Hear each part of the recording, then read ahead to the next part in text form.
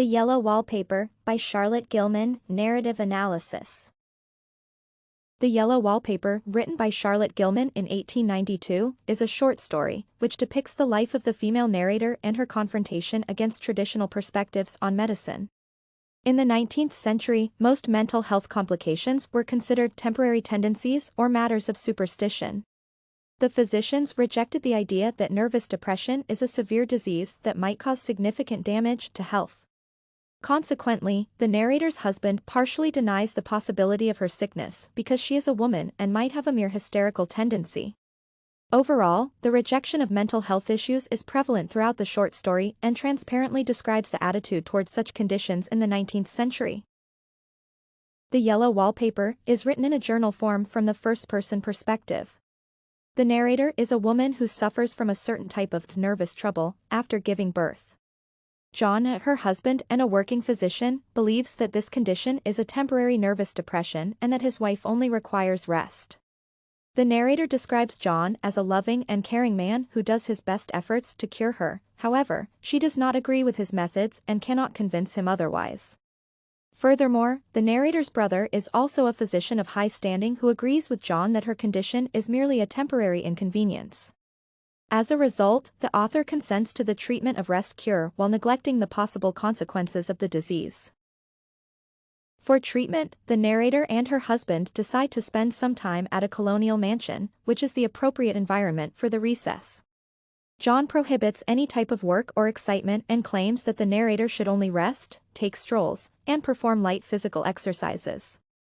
In turn, the author disagrees with this prescription again but does not explicitly object to it. She believes that she requires some excitement, change, and activity to get better, but John is profusely against it. As a result, the narrator's condition gets significantly worse after spending 2 weeks at the mansion due to boredom and lack of personal space. The issue is further complicated by the selection of the room for the bed rest. The narrator is genuinely impressed by the beauty of the mansion and the garden. However, John confines her to the nursery space on the second floor since it is the most suitable room for treatment. It is a spacious and airy place, but the narrator feels imprisoned in it due to the barred windows and obscure yellow wallpaper. She unsuccessfully attempts to persuade John to change the rooms or renovate the nursery space, but eventually gives up.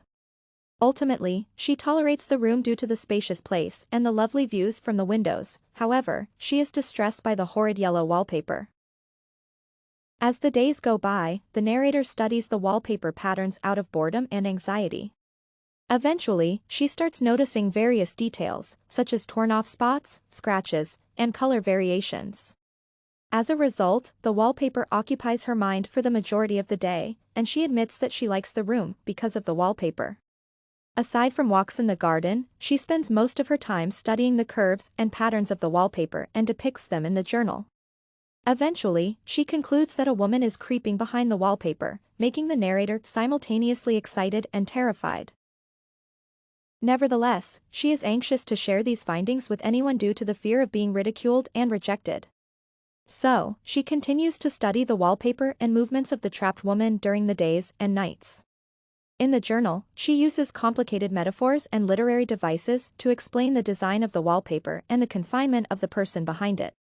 As a result, the narrator is constantly anxious, sleep-deprived, and paranoid. She even starts thinking that John and his sister Jenny know about the woman from the wallpaper as well. The author expresses that she frequently notices them staring at the wall and touching it. As the narrator becomes more paranoid, she believes that her condition improves as well. She feels energetic, cheerful, and full of life, and has a purpose of uncovering the mysteries of the wallpaper. The author believes that the yellow smell has spread all over the mansion and is following her. Consequently, as the delusions grow stronger, she sees the woman behind the wallpaper shaking the bars in an attempt to free herself.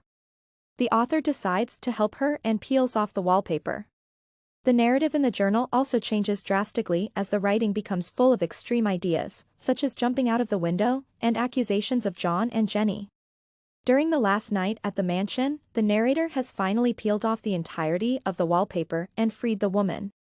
Ultimately, when John comes back home in the morning, he breaks down the door and sees his wife creeping all over the room and not recognizing him. The narrator has succumbed to the disease and becomes the woman confined in the wallpaper, mindlessly creeping in circles all over the room.